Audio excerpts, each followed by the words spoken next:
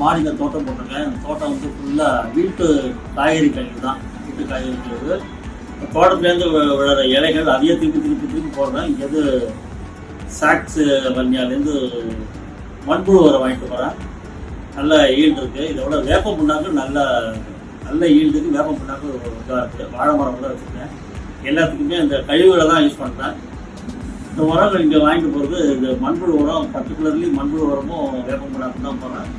நல்லா இருக்குது, நல்லா வளர்ந்துச்சு. மண்புழு உரமும் வேப்ப புண்ணாக்கையும் ஒவ்வொரு பிடி போடுறேன். ஒவ்வொரு செடிக்கு ஒரு 15 days ஒன்ஸ் போடுறேன். அதே நடுவில் வந்து இந்த நம்ம வீட்டு கழிவுகளை ஒவ்வொரு செடிக்கு ஒவ்வொரு நாளைக்கு மித்த மீதி எல்லாம் காய்கறி கழிவு அது இது எல்லாத்தையும் கொஞ்சம் போடுறேன். இழைத்தடைகள்லாம் அப்புறம் தோண்டி அதில் போட்டு அப்படியே மக்கி இதை போட்டு மக்கி போயிடும். அதுவே உரமாகிடும்.